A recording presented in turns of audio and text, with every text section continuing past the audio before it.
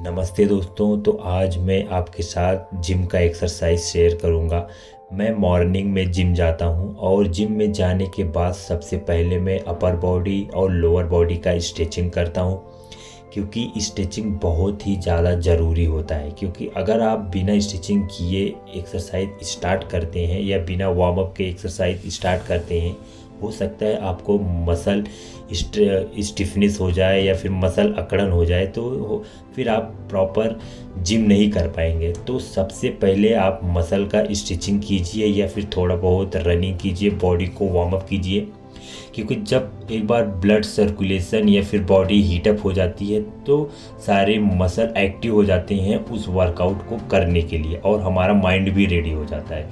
तो स्ट्रेचिंग बहुत ज़्यादा ज़रूरी होता है। तो स्ट्रेचिंग के बाद मैं यहाँ पे करता हूँ पुलअप, क्योंकि पुलअप मेरे से होता नहीं है और बाकी एक्सरसाइज करने के बाद पुलअप तो बिल्कुल नहीं होता है, तो इसलिए मैं ट्राई करता हूँ सबसे पहले पुलअप।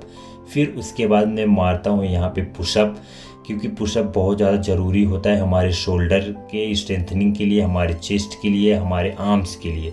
तो अगर आप अपर बॉडी को स्ट्रॉन्ग करना चाहते हैं तो पुशअप बहुत ही अच्छा एक्सरसाइज है। फिर उसके बाद मैं करता हूँ यहाँ पे साइकिलिंग। पूरे जिम में सबसे फेवरेट मेरा अगर कोई एक्सरसाइज है तो वो है साइकिलिंग। साइकिलिंग से हमारे माइंड और पैरों को बीच में कोऑर्डिनेट बनता है और उस पर कंट्रोल आता है, और हमारे पैर भी स्ट्रांग होते हैं, पैर के सारे मसल स्ट्रांग होते हैं। फिर उसके बाद मैं यहाँ पे करता हूँ स्क्वाट, यानी कि उठक बैठक। मैं यहाँ पे 10, 15, 20 3 के सेट मारता हूँ, और उससे क्या होता है कि हमारे जो पैरों की थाइज है, नी है, काफ्स है, ये सारे स्ट्रांग होते हैं। तो प्लीज़ अगर आपसे हो सके तो आप स्क्वाट कीजिए। फिर उसके बाद मैं यहाँ पे करता हूँ लेग प्रेस। सबसे ज़्यादा आपको केयर रहने की ज़रूरत है, क्योंकि लेग प्रेस में सबसे ज़्यादा लेग इंजरी होता है, क्योंकि इस पर नी को सपोर्ट नहीं मिल पाता और कितने लोगों को नी टूट जाता है। तो प्लीज़ आप इसका ध्यान ज़रूर रखें अगर आप करते हैं तो।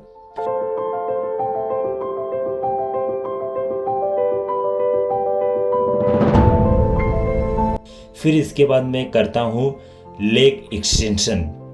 लेग एक्सटेंशन करने से हमारे नी लॉक इन प्रॉपर होता है,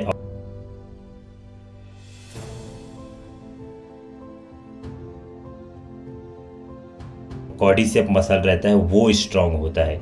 तो प्लीज़ अगर आप ये मशीन नहीं है तो आप, मैं पिछला वीडियो अगर आप मेरा देखे होंगे तो मैं वहाँ पे वेट बांध के करता हूँ, तो आप वो भी कर सकते हैं। फिर इसके बाद मैं यहाँ पे अपर बॉडी करता हूँ। अपर बॉडी में सबसे पहले मैं अपना शोल्डर करता हूँ। यहाँ पे मैंने 1 kg का, फिर इसके बाद 1.5 kg, फिर इसके बाद 2.5 kg या 2 kg का मैं करता हूँ लेके। तो मैं ट्राई करता हूँ कि मेरे शोल्डर को इंजर ना हो, तो मैं उतना ही वेट बेयर करता हूँ। अगर एक बार शोल्डर में इंजरी हो गई तो आप कुछ चीज़ उठा भी नहीं पाएंगे।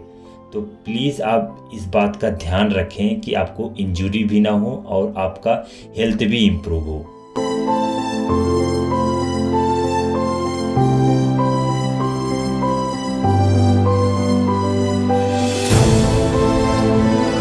इसके बाद मैं यहाँ पे करता हूँ बैक का एक्सरसाइज। तो ये 10 kg, 20 kg जो भी आप लिफ्ट कर पाएँ वो उतना आप कर सकते हैं। फिर इसके बाद मैं यहाँ पे करता हूँ चेस्ट प्रेस। मैं ज़्यादा करके एक्सरसाइज सब मशीन पे ही करता हूँ, क्योंकि मशीन पे क्या होता है हमारे बैक पे लोड भी नहीं आता है और हमारा प्रॉपर एक्सरसाइज भी हो जाता है। तो प्लीज़ आप ज़्यादा करके मशीन पे कीजिए। फिर हमारे बॉडी का सबसे इम्पॉर्टेंट पार्ट कोर, क्योंकि बहुत लोगों का बैक वीक रहता है तो उनका कोर भी वीक रहता है। तो बैक को स्ट्रांग बनाने के लिए हमारा कोर का स्ट्रांग होना बहुत ज़्यादा ज़रूरी होता है, क्योंकि जब आपका कोर स्ट्रांग रहेगा तब आप प्रॉपर उठ पाएंगे, बैठ पाएंगे, चल पाएंगे, क्योंकि फिर हमारे बैक को सपोर्ट मिलता है। जब बैक को सपोर्ट मिलेगा तो हम प्रॉपर एक्सरसाइज कर पाएंगे। बहुत लोग मुझसे बोलते हैं सर मैं बैठ नहीं पाता हूँ, तो प्लीज़ आप कोर का एक्सरसाइज कीजिए, क्योंकि कोर आपका जब स्ट्रांग रहेगा तो आपको बैठने में और चलने में और बाकी सब एक्सरसाइज करने में आपको हेल्प होगा। तो प्लीज़ आप कोर का एक्सरसाइज कीजिए। कोर का एक्सरसाइज करने से भी आपका जो बॉवेल का भी समस्या रहता है, वो भी दूर होता है। प्लैंक भी कोर को स्ट्रॉन्ग करने के लिए होता है।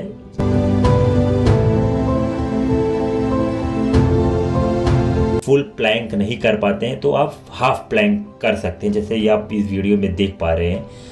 तो आप हाफ प्लैंक कीजिए, क्योंकि स्टार्टिंग में मैं भी हाफ प्लैंक ही करता था, फुल नहीं हो पाता था क्योंकि मेरे नी लॉक इन नहीं होता था, तो मैं प्रॉपर फुल पैर से नहीं कर पाता था।